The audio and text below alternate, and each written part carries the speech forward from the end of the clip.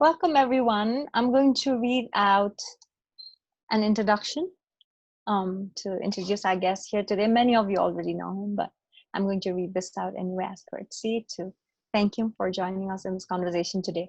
So Niranjan Kunwar freelances as a consultant in Kathmandu, Nepal. He used to teach in the New York City school system and in the future hopes to be more involved in gender and sexuality sensitization programs. He's currently taking a one-year diploma course in narrative therapy. Kunwar's nonfiction pieces focus on, but are not limited to, the interconnections between the arts and education. So welcome to this conversation. Thank you, Prateebha. Very much looking forward to it. Thank you. So I'm going to ask you a very simple question, which I think is probably a favorite question for people to talk to with their friends. What do you think of love? So, love. So I was actually thinking, like, I was reflecting on this question and also thinking about how we begin to form our understanding of love, and in general, we learn about love from our family, right? In the very beginning, like I'm talking about when we were kids, our parents, our close family. If you live in a joint family, your understanding of love might be different. There might be a lot of relatives, and I think it's fair to say, in Nepal, at least until very recently, it's a very close knit family. Close knit culture and society. A lot of relatives, a lot of cousins. So I think my initial ideas about love started there, which is just of belonging and of relating to people who are similar to you, etc. And then after that, as we grow older, I think we really begin learning about love from popular culture.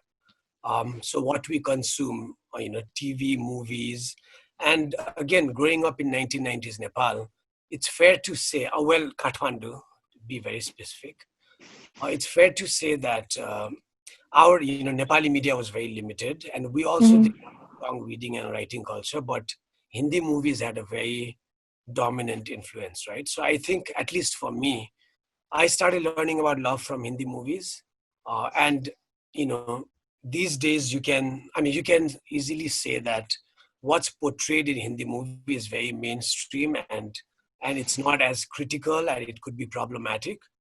So what I'm going with this notion, and well, before that, and then gradually as we begin to get to know more people, are your friends, and your network expands, you may begin to start learning about love from your friends. And since I went to a boarding school, like I have friends at a very young age, and I think the bonding that you have with friends from a young age, especially in a boarding school, can also be very special. So these are three different sources. But what I was going with the answer is that if your idea about love, or if your desires or attraction does not fit what you see either in your family or society or in the popular culture, or even what's accepted by your friends, then you start grappling, right? So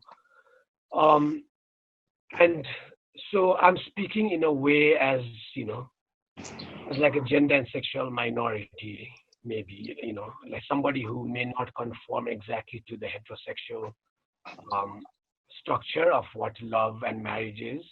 But I think this also very well applies to other marginalized groups, like, for example, women. You can also argue that Nepali women who maybe don't want to get married, or maybe who may not want to have kids, or who may not follow the traditional form, they also struggle with notions of love. So I'm actually trying to complicate and problematize our understanding of love. So, and that's sort of been my struggle. So after coming to a certain age, when I realized that what I desired or what I was attracted to did not fit what was portrayed in the popular culture, what's accepted in the society, then there was some kind of struggle. Then because you don't see yourself reflected.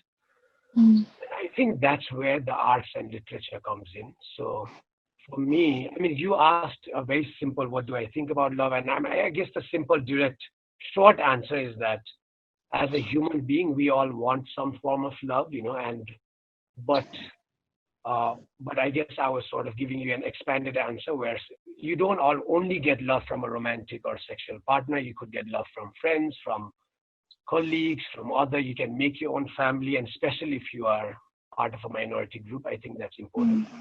Um, so I feel like in a way I'm still like sort of unsure because there's been all these different forces, and I've had to sort of figure out, as opposed to somebody whose ideas of love and attraction and romance, if it fits the Bollywood pattern or if it fits Nepali society's expectations, then most of the majority of the population don't have to grapple with it, so it may not even be an issue, but for others, it's not as straightforward. It's still sort of confusing, or there's room to explore and discover.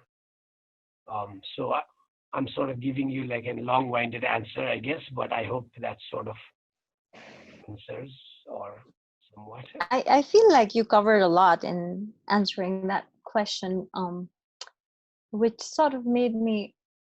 I stuck to this one thing you said about how at the end of the day we're all looking to be loved, right?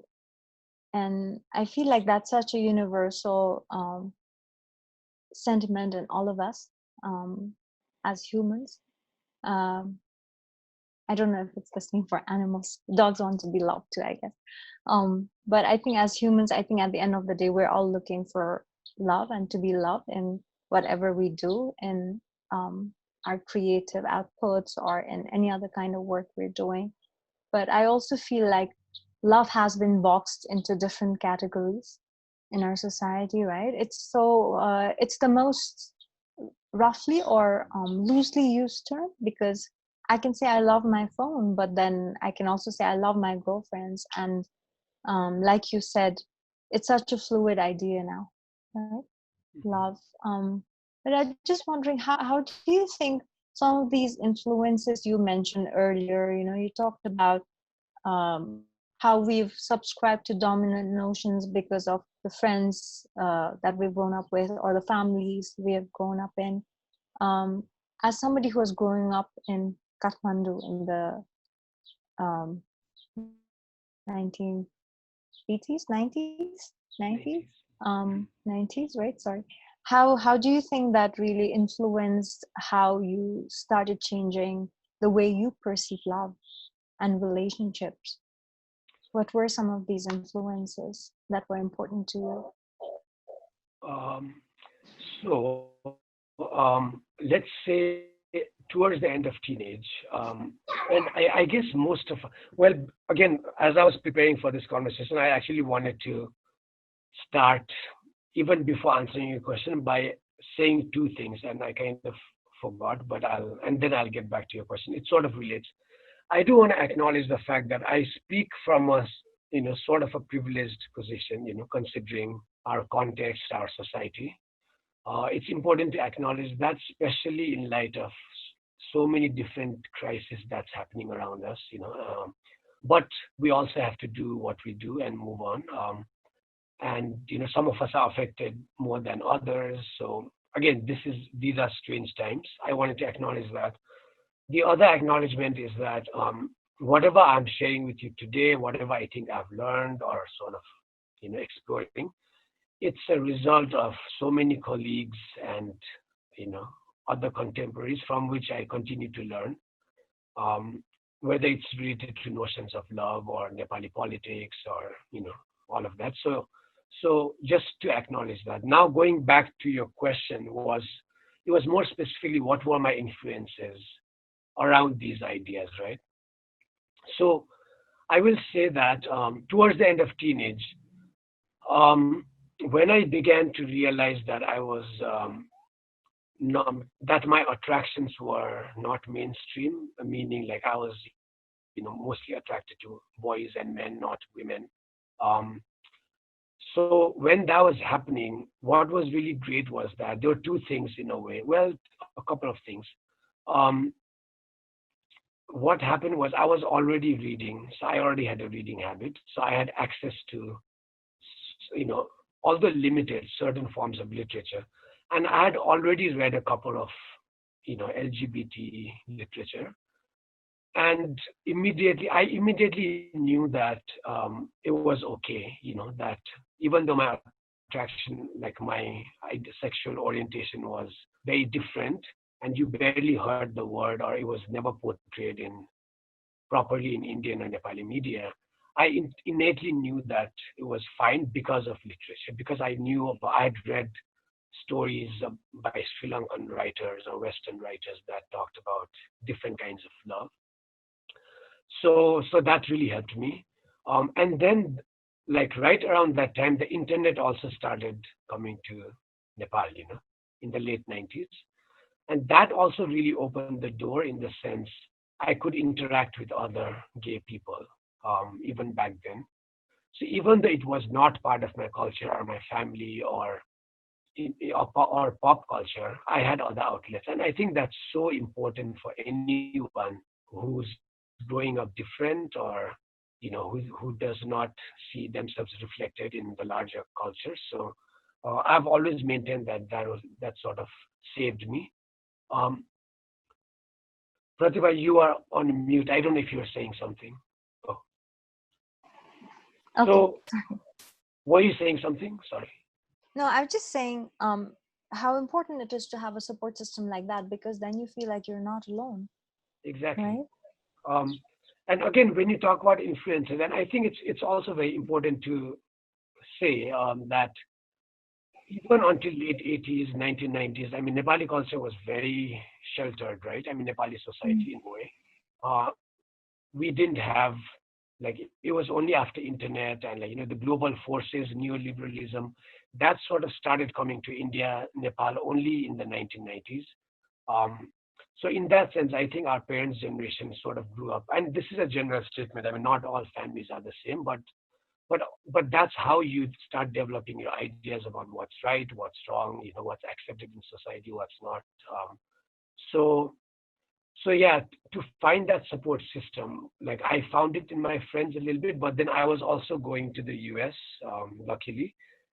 So then I was also able to explore and find other friends abroad who sort of understood me, and then again to read more and to find other kinds of community in however way I could. Like, sometimes it wasn't just in person. Sometimes it was maybe literature. Sometimes it was inside chat rooms. Sometimes it was, different on the street, maybe like meeting friends. So, but that's extremely important. Yeah. Yeah, I think that's why the influences we also receive in terms of literature or the films we are watching is so important. And when I look back at how I was growing up and how I sort of started interacting with films, as you were talking earlier on, I was thinking of Brokeback Mountain and how that was a film that was so important to me because it helped me understand things in a very different way. And so it's so important to have art and literature and even curriculum, designed in a way that really influences these notions, and on which I want you to talk about at length later in the conversation.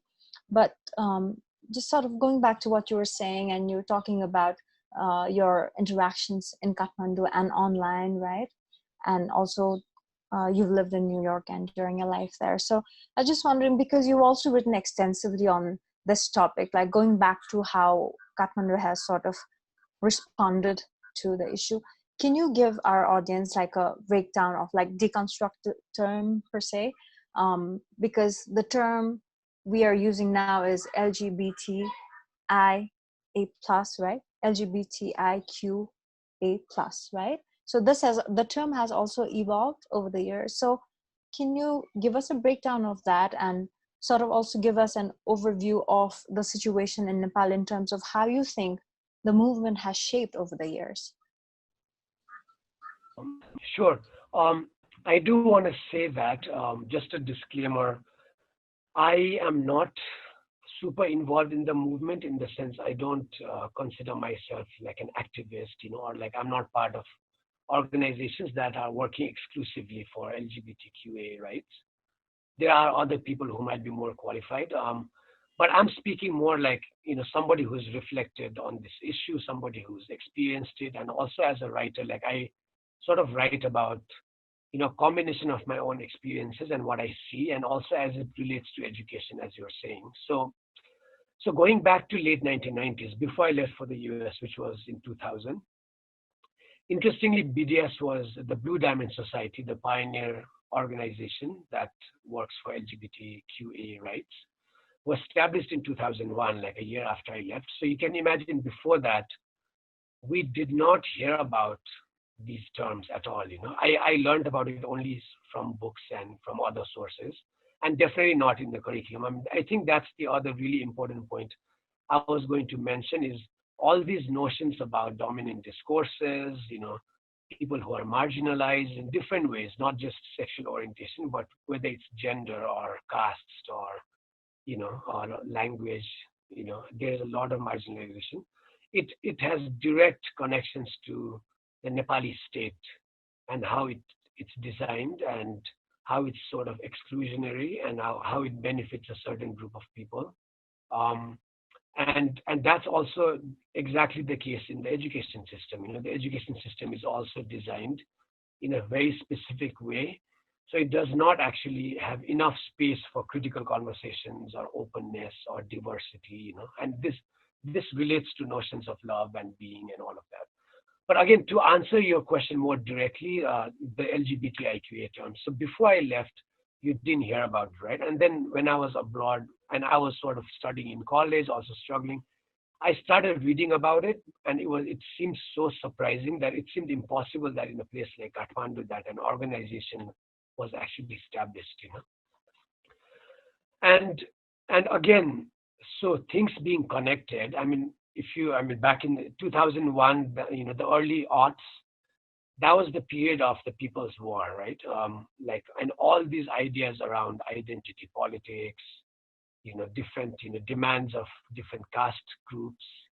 That was also happening. So I think Sunil Babu Pant, who established the BDS, along with a few key members, most of whom are transgender females, I think they were very smart.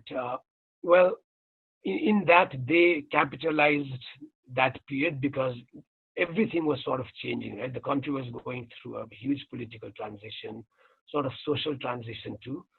And I don't know how much of this was coincidence and how much was him, Sunil Babu Pant, being very astute and taking advantage of the momentum to create changes. So he was able to pass certain landmark laws that benefits LGBTQA people because there was political transition. But my belief is that a lot of the issues were simplified. So his terminology and BDS's terminology is the third gender, meaning there are males, there are females, and anyone who don't fit within those cisgender male-female boxes are the third gender, right? So anyone who is different.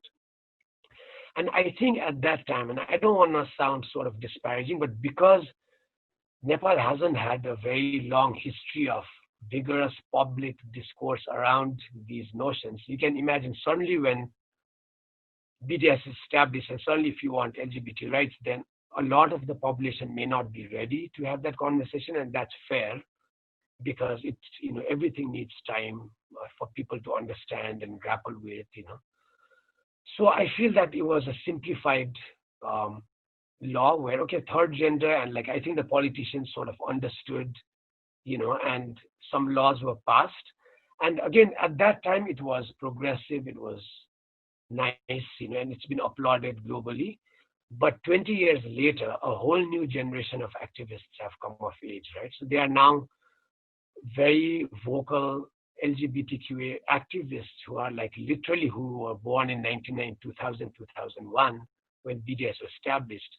And their understanding of gender and sexual minority rights and issues are more complex and nuanced, and they don't necessarily agree with the third gender for good reason, because they feel like, like, for example, somebody could identify as a gay male and want to choose to be identified as a man, not as a third gender, right? So, or there are all these different terms, right? Um, so I think suffice to say that it's more complex now and more nuanced, and they don't necessarily, you know, think that the third gender term is correct necessarily. So now there's been a sort of a fragmentation in the movement. Um, and also, just to add to that, is this whole notion of gender actually is problematic. And this is like a more basic conversation where there are now a lot of young people who don't want to identify either as a male or a female, because I think they say that the notion of gender itself is problematic. Why do you need gender? It only causes problems. I think Netherlands very recently did away with gender altogether in the national cards. So, and these ideas are again related to feminist struggles. It's related to other uh, groups. And we need to now. I think the call of the hour is to have more conversations around solidarity building, like how can feminists support LGBTQ individuals? How do lesbians support Dalits, for example? Like, I mean, because all these different marginalized groups have sort of a similar agenda in a way, is to fight for dignity and space in the mainstream culture. Yeah, because as far as I remember, when the feminist movement first began, it wasn't just about women, it was about equality, and it was about all genders or anyone who identified as whoever they were. It wasn't just about being women. So um and of course things have become more complicated, which you just mentioned, right? And I was just wondering, like, if it has become more complicated, what does it mean for the movement? Do you think that's going to um have, I don't know, negative impact on the movement that's actually been applauded worldwide, right?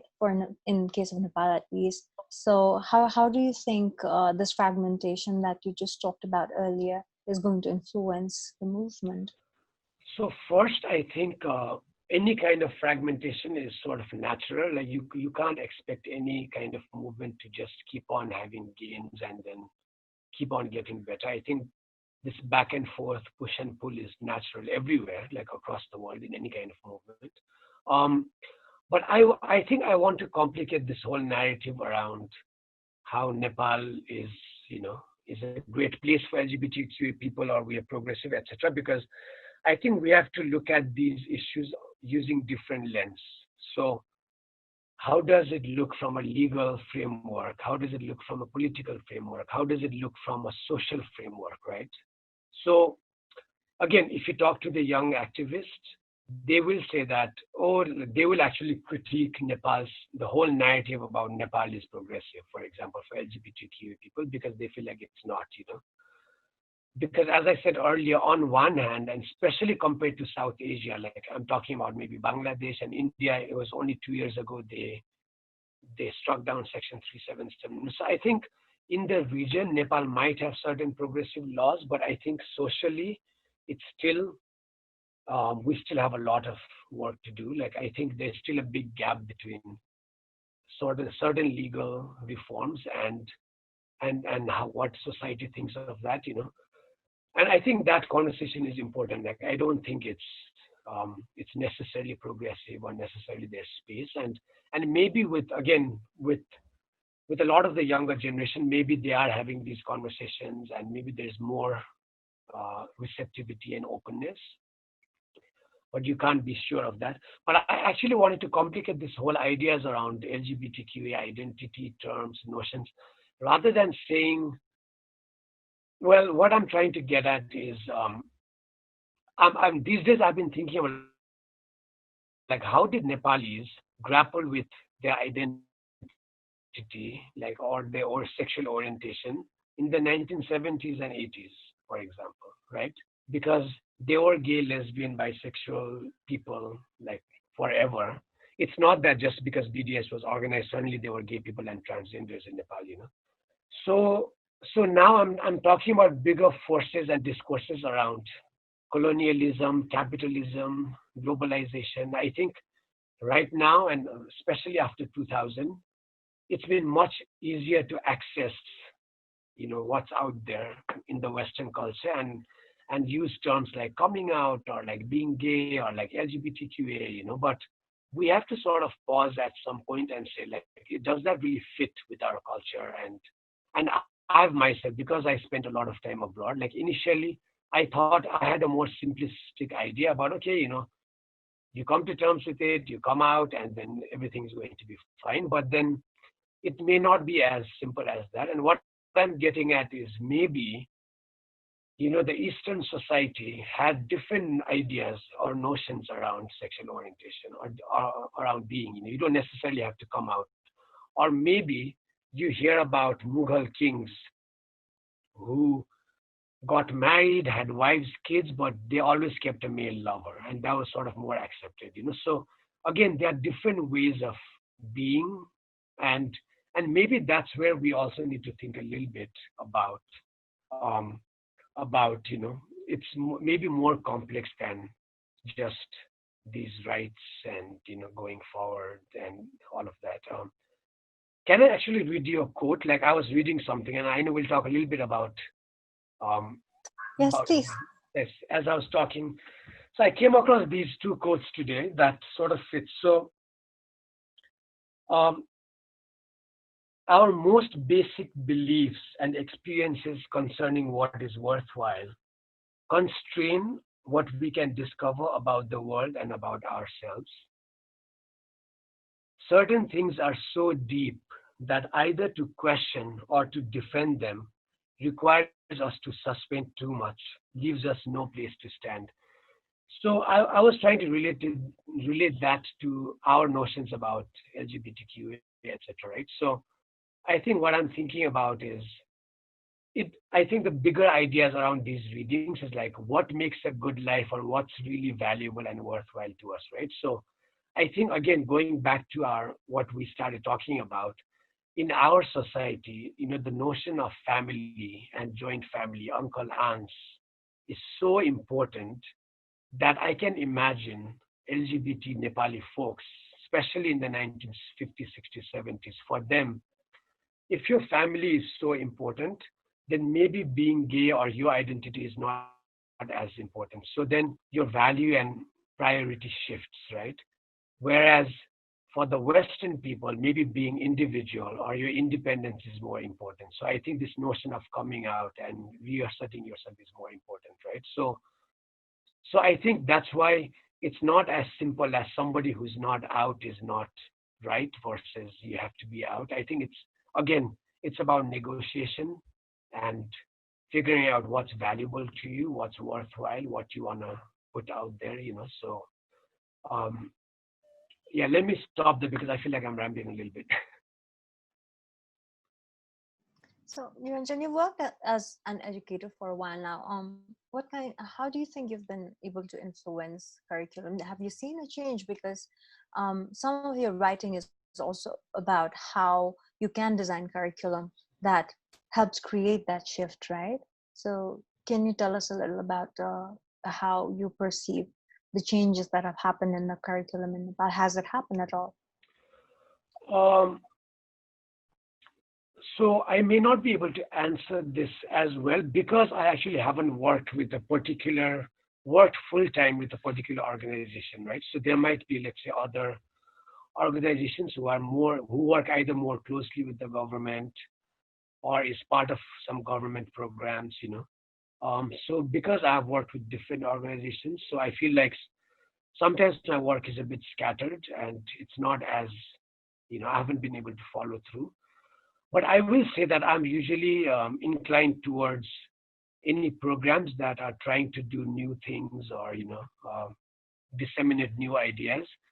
And and in general, sometimes my description says like anything that's sort of innovative, whether it's related to literacy or arts education, or educational outreach for art exhibitions and photo shows, So, so in that sense, even though my work is like, so I wouldn't be able to say whether there has been, some like very remarkable changes in the curriculum, but we have put out smaller projects, and we have worked with teachers. We've done with several groups of teachers inside and outside Kathmandu, and we talk about these ideas about the need to make your curriculum more diverse, make space for students, who have different learning styles, maybe, and just to talk to teachers. But it's a long, there's still a lot of room for that kind of work,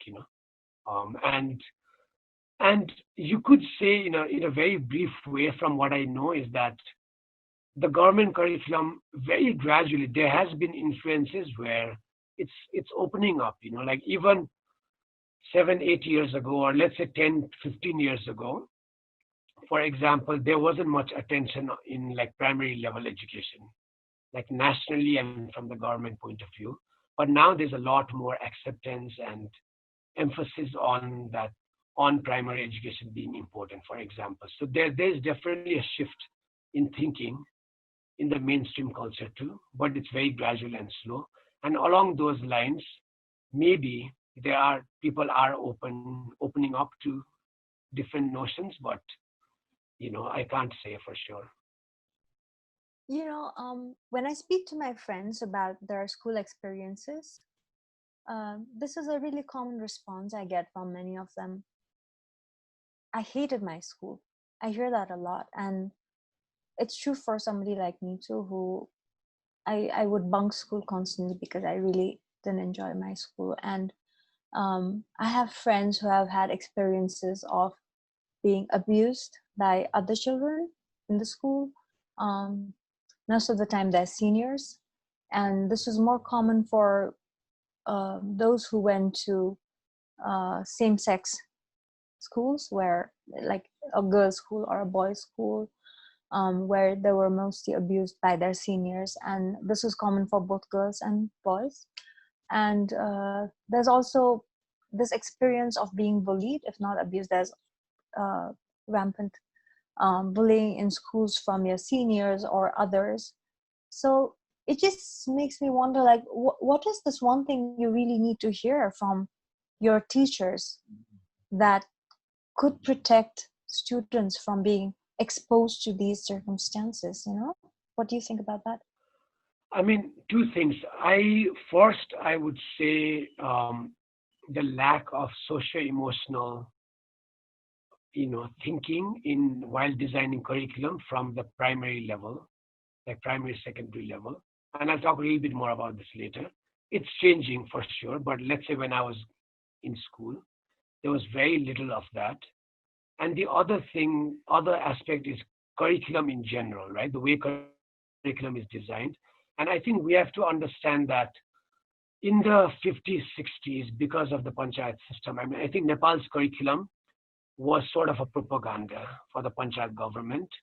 So how Nepali language is prioritized, right? And how, the rote learning is prioritized, like passing exams. So this whole notion about or nationalism, or how other marginalized groups are not represented in the curriculum. Um, so so there's that one. I think the curriculum itself is problematic, where there's not much space for critical thinking and questioning and imagination and creativity. But as I said earlier, in the primary level, if you don't have a lot of literature or art and just socio-emotional learning, which I experienced in the US, and that was one of my biggest influences, thinking kids who are 4, 5, 6, 7 years old, for them, their social life and emotional life is as important, if not more important, than academics, right?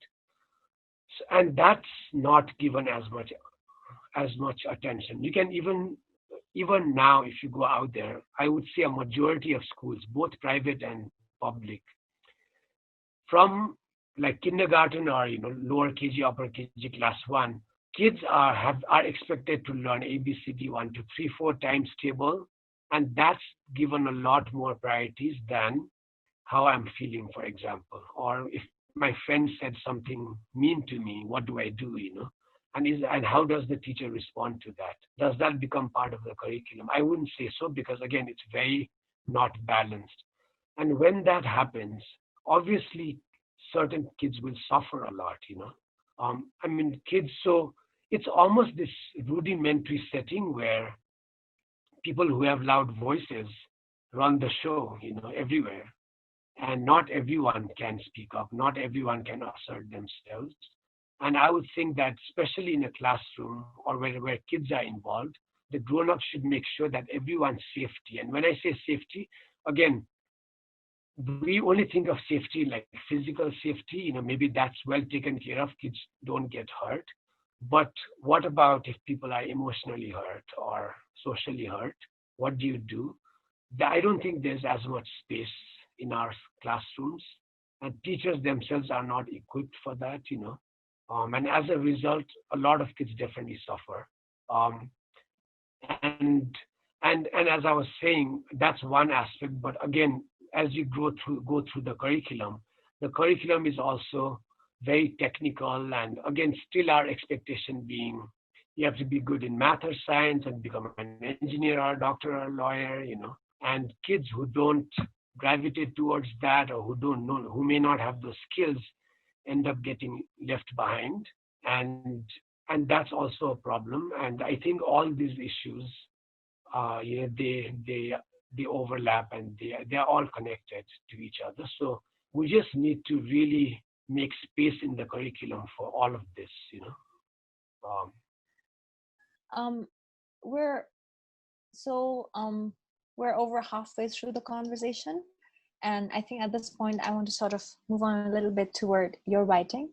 So you've written in different forms. You've written opinion pieces where you talk about the importance of art, of redesigning curriculum, but you've also written a lot of fiction, and you've written other pieces. So can we go a little bit into so what do you, and this is a question I ask um, different writers who've written in different forms, because I think most of us do try to write in as many forms as possible, and you're definitely somebody who's done that.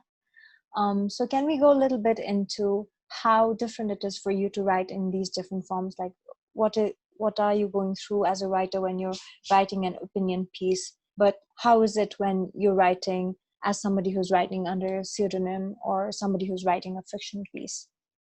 I maintain that I actually haven't written fiction, um, maybe at all. So I've always gravitated towards nonfiction pieces, and I've thought about why. So even though I've done different kinds of nonfiction, it's mostly all nonfiction. So whether it's a very personal take, or whether it's an opinion piece, or whether it's like sort of more of a reportage, a descriptive work. It's all nonfiction in a way. Um, so your question was how it feels, right, to write in this different ways. So I think since I was interested in writing and I saw writing being useful, like when I moved back to Nepal, I felt that, I mean, writing is essentially, it helps you think and organize, but it's also essentially sharing, right? I don't know how it is for you. Like, I think I'd also like to hear from you, like, why do you write, for example, right? Like, why is it important? Like, I think for writers, we have this inner drive, like, oh, I want to write, but sometimes the reason might not be as clear, or sometimes I'm sure we all feel like, oh, it's pointless. Who's going to read it? What's the point of sort of doing this? But I always had this sense of wanting to share, and again, there's the danger of being narcissistic about like, okay, I may want to share something, but like, is it valuable for anyone? You know what I mean? I think writers always have to ask that. Why would anyone want to read your thoughts, for example? And I think for me to grapple with that, I mean, one thing that was sort of clear was I actually wanted to, if I wrote about education, from what I learned abroad, my own experiences, and what I was seeing in Nepal, I think that was almost, that was, I would say, more of an easier way because it was mostly about describing, right? It's like, okay, I went to this public school, I did these few lessons, this is how it was, this is what we're trying to do, and this is why it's important, for example. And it was easier to make those connections because I could, if you do some reading and some thinking, you can see the problems as we talked about in Nepal's system.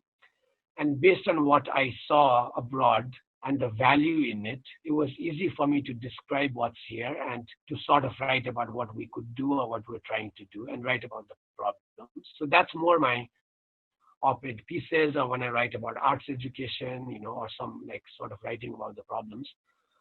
Writing about so more personal stuff is usually more difficult. Like it involves going deeper. So stuff I've written mostly for Lalit or more about my own personal LGBTQ pieces is I always ask those questions about, again, the same question about why is it important to share. And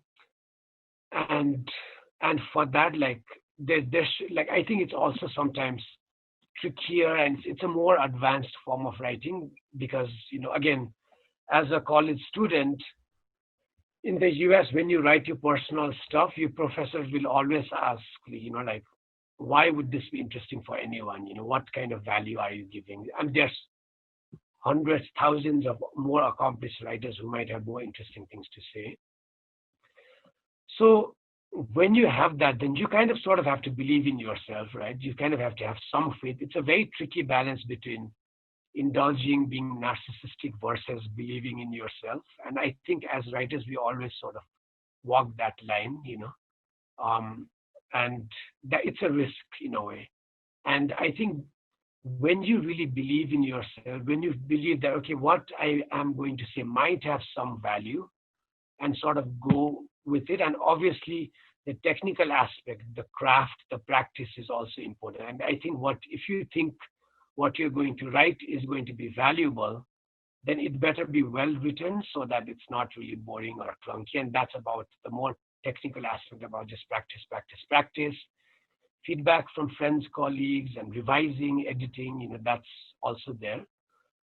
And the simple answer is because I knew that, especially my experiences as a sexual minority and what I've learned and grappled with, I believe that it would be valuable for other Nepalis or younger Nepalis who might have similar struggles. I had to believe in myself, And the more I wrote and the risk I took in a way, either as just in terms of documentation. Let's say if I went on a date and wrote about it, not to sort of out anyone or cause any harm, but if I wrote saying, this is also a reality, this also happens, and it's equally valid as, let's say, a Bollywood romantic movie. If I believed that would help somebody, then I had to do it. And it's difficult because you're sharing your personal stuff a little bit, but but I had to do it. So we have a couple of questions for you, but I think I do want to respond to what you asked me earlier about why I write, and I feel like I probably write for the same reasons as you do, because I've also been wary of whether I'm just creating more clutter by writing, because if what I write doesn't have value, there is no need to really put it out there, right? Because there are too many people writing already, and if you don't have something to say, I feel like there is no need to put the stuff you're writing out there. I guess that is why all of us journal so much as well, and it's probably something that we do for ourselves rather than for others. But then I will admit that I've also written to stay sane. I feel like that's why I write, to stay sane, because it really helps to see my thoughts in writing. And many people have asked me if they've asked me, like, is it not dangerous to write so openly about personal life? Because I have written, quite frankly, about my depression. I've also written about my divorce. And why have I written about these very personal experiences. I think it's because I feel like writing about these things helps others who are reading me, because there might be something in it for them to take strength from. And if not take strength from, then maybe to just think about it. And sometimes these things are important. So I feel like I've actually written just to stay sane. And I guess for me, it also comes from being in a newsroom for so long, where you were given most of the time like so many word counts that you had to fit into, and you had to write in so many minutes. So I think that sort of made me a compulsive writer as well, you know. But Niranjan, I also wanted to ask you about, like, how do you fit between um, the different, I feel like your voice changes in terms of how you write different pieces.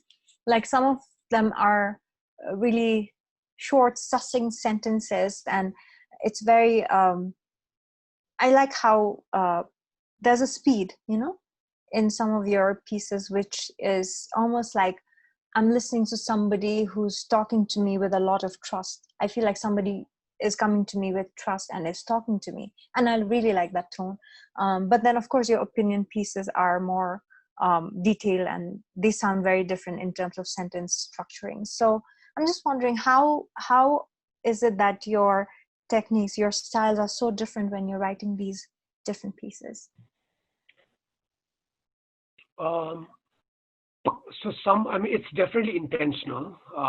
You know, it's very intentional, but also I'm trying to think like maybe I haven't like really thought about it carefully, but to answer it in a sort of a circuitous way is, let's say when you are an aspiring writer, and if you go to either a friend or a professor and say, I want to be a writer, what do I do? Then one of the advices, the most common advice is either to read a lot, read different kinds of writers, read different kinds of writing, and also to just sit down and write, right? So those are two different things. I mean, the way to become a better writer is to have some kind of commitment to it. So as I said, I think one, maybe because I have different sort of voices, is because I also read different kinds of writing, and I sort of try to, and I might also, because I also have different interests. So I want to write about education, and that's more sort of, as I said earlier, it's more descriptive, and it's more on the level of ideas, and like trying to get to the public in a way. Um, and for that, it's a slightly different tone. I mean, the op-ed tone. If I'm writing more personally about my experiences as a sexual minority, then the voice becomes more personal. Like it's as you were saying, it's nice to hear that. It's almost like talking to a friend. You're writing about your deepest fears and insecurities, but also sometimes thrills and joys, the way you would talk to a friend. Um, but I think when I was writing about my gay experiences in Kathmandu, like I was also trying to think about what kind of tone to adopt, right? Do I write very seriously about it, or do I write in a tongue-in-cheek, jokey way? And I thought about, like, I mean, it seems silly now, but one of my influences was Sex and the City, Carrie Stone, and I try to adopt that. So sort of being frivolous about it, and um, being lighthearted about it. And but then that sort of didn't work, because I very soon realized that the stakes are very serious and high. So I can't be too frivolous about it either, right? So that sort of didn't work. So I guess the short answer is it's still an experimentation, to switch in these different forms. And I think long form pieces, those aren't many, but where I say it's uh, some of a few pieces that are quote unquote more serious, is that those are the pieces that I've worked a lot on and requires either more reading or a lot of revisions or a much longer time. But that's also a result of reading other long form pieces by more established writers, and just trying to in a way improve myself in a way.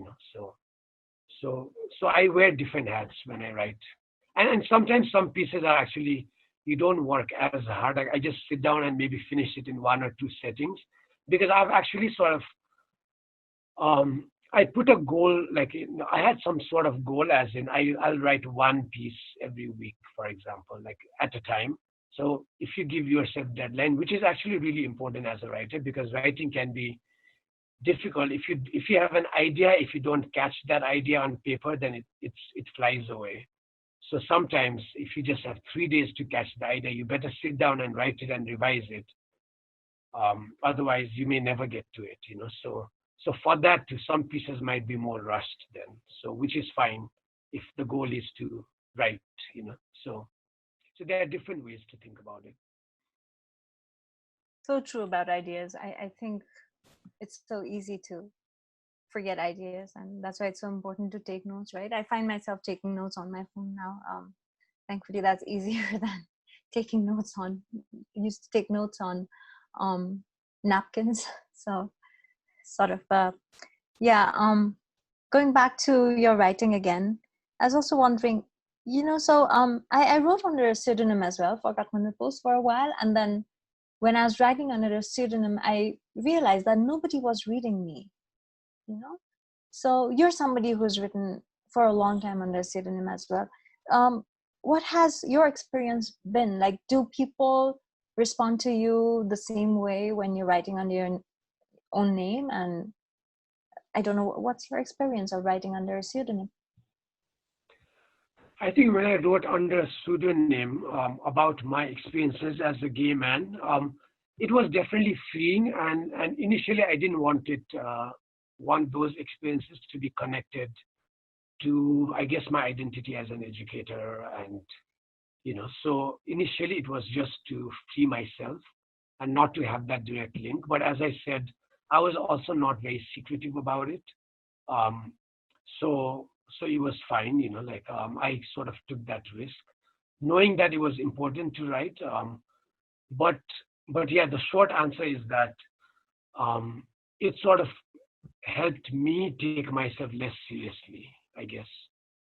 So not to censor myself as much, that I took more liberty with being creative in that sense. So, but in terms of the response, though, I still don't know, because there's still a huge part of in Nepal, even in Kathmandu, it's still not as well accepted, right? Being sexual minority, there's still a lot of fear and stigma around it. So I still don't know who reads it. Maybe the people are reading it and not. I don't know about it, but even now, once in a while, I get emails from really young boys, like 17, 18, 19-year-olds, like being very appreciative, saying, wow, I didn't know something like this existed. Thank you for writing. But those are very few and far between. So. I might have to sort of wind up our conversation, Niranjan, because we're towards the end of it already. We've actually overshot. But I was just wondering, is there anything you feel like we wanted to talk about? Because we have been talking about this conversation for the last couple of days. And is there anything that you feel like we were intending to talk about and we did not touch upon today? Do you want to add anything to it? I think just a little bit about, I guess, as it relates to, I think of it, whether it's writing or my educational outreach work, and there is a similarity where, and it also relates to your writing, about the work. And I want to talk a little bit about the outreach work as it also relates to art exhibitions or art shows or LGBTIQ shows. So, I could talk a little bit about, just to add on to the earlier points. I think the way it relates to writing. So I think, Prateebha, when you say you wrote about divorce and depression, I think that's so valuable in the Nepali context, where divorce still might be stigmatized, and depression is still not as well understood. So if there's somebody talking about those experiences, it's a way of, as you said, giving. It's almost like a gift. It's a way of connecting with people, like people who might be by themselves, or thinking that it's only them who have that issue, the person is suddenly finding a friend, and a friend who is in Nepal. It's not even a foreign writer. So I think it's so valuable. So in the same way, like some of my writing is about that. But I wanted to connect it to educational outreach. So for example, the LGBT, there was a play, the Laramie Project, which had a gay theme, right?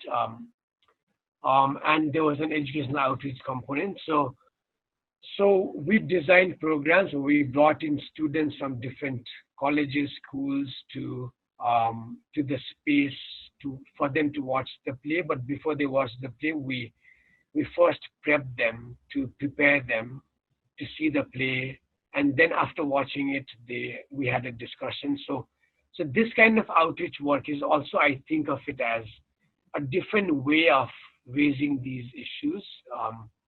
And not necessarily with writing, but with discussions, or so again, it's like stepping outside the curriculum and creating space in the curriculum for to have other kinds of conversations. So that's one way, but there are also all these other art exhibitions and art shows where we've done similar education programs, whether it's related to feminism or whether it's related to climate change, or different kinds of issues, to bring in students outside the classroom.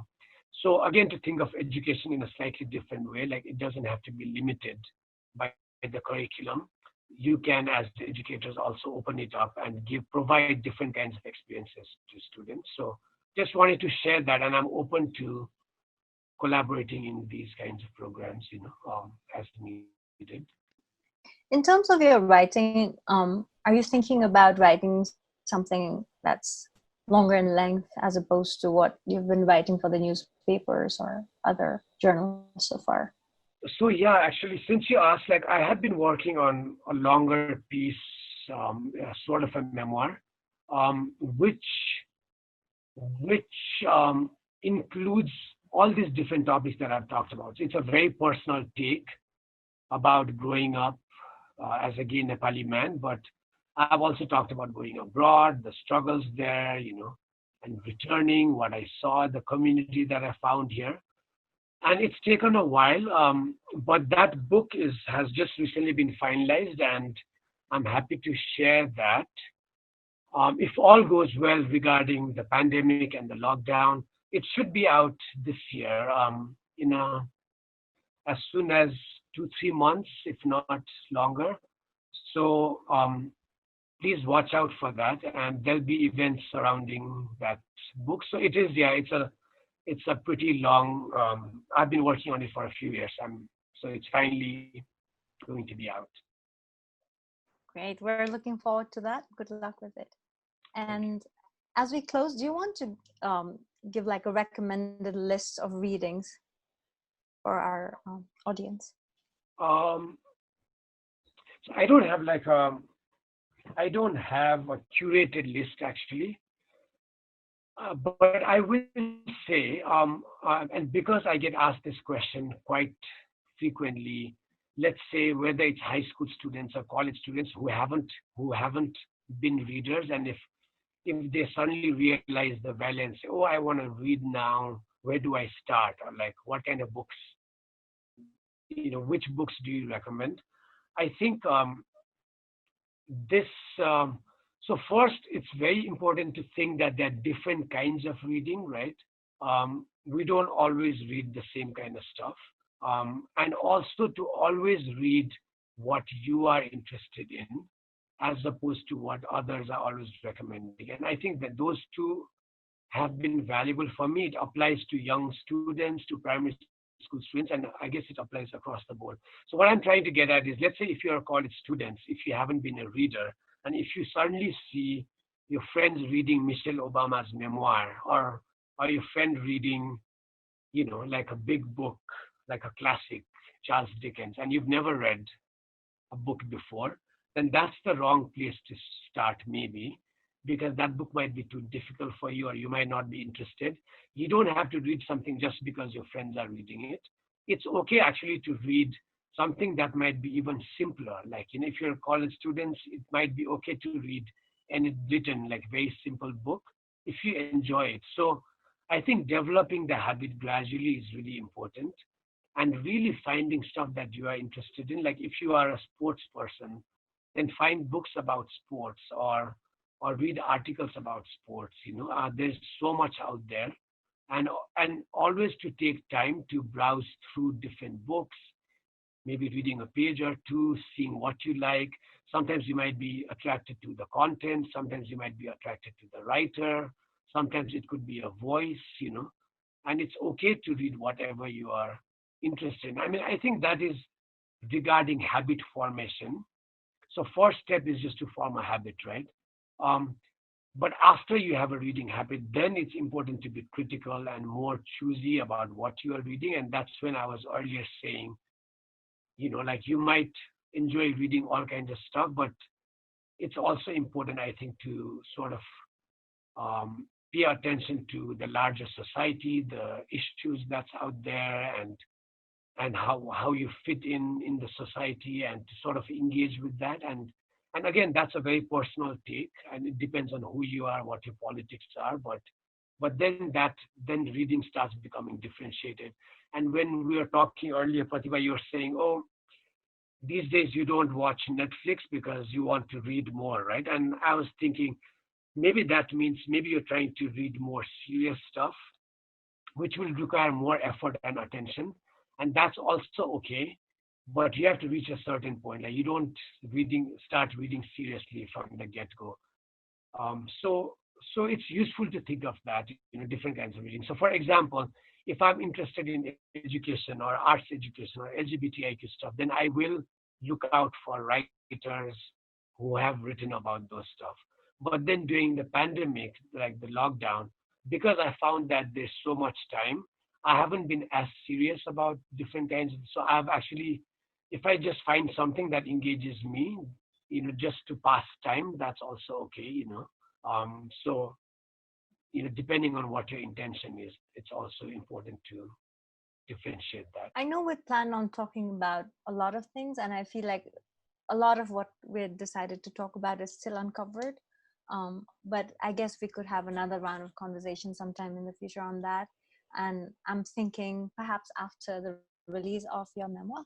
And I think that'll be a good time to talk about those things. There are also more questions here, but I'm going to have to close this conversation because we've already been talking for an hour and 16 minutes. And yeah, so if you want to add anything at this point, Niranjan, you may do so, but otherwise we can also close. So is there anything else that you'd like to say to our audience?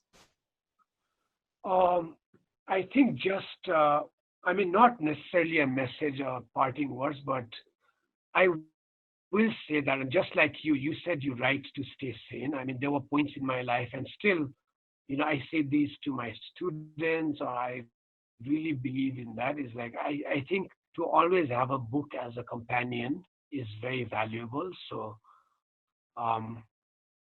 whether you are busy or not busy or whatever you're going through, to always sort of be mindful to have some kind of reading material that you can turn to. So sometimes when you feel lonely, or when you don't have friends, or when you are not feeling like you connect, then that's where I think literature can be very valuable. It can bring you out of your mood. It can show you, take you to new places, it can give you new ideas, it can inspire you. But along the same lines, I think we didn't talk a bit about too much about this, but also I think different art forms, not just reading, whether it's movies or TV shows or art activities. I think those all have really beneficial values where it can stimulate you, it can inspire you, but it can also keep you company. So, and I say this especially for marginalized people. If you don't see yourself reflected in the popular culture, in the mainstream media, then that's where you can seek out different forms of expressions, because human beings have been doing that for ages. If Nepalis haven't done that, you can find people from other countries who've done that. And I think in that way, it can actually offer you glimpses of other possibilities and worldviews, that, oh, okay, even if I'm really different, even if I don't have any friends, then I have this friend across the world, or like this writer or this TV show that I can always go to. And in that sense, it's also really useful. So to develop that habit and also to mindful about what you're consuming and reading is very important, I think. So that's it. Thank you. Thank you, Niranjan. And we're going to close on that note. Thank you for joining us today. And it's been a really good conversation. And I really enjoyed talking to you. On behalf of Sunday Sessions team, um, I'm going to quickly name my teammates. Shafali, Nishtha, Vishal, Suvani, Pranab. I thank you for this lovely conversation, and also a huge thank you to our lovely audience for joining us here today. Thank you so much. And I also wanted to say thank you very much for inviting me, the Sunday Sessions team, and and everyone associated with QC Book Bus for this opportunity. Thank you. Take care. Bye. Enjoy your Sunday, everyone. You too. Thank you. Bye.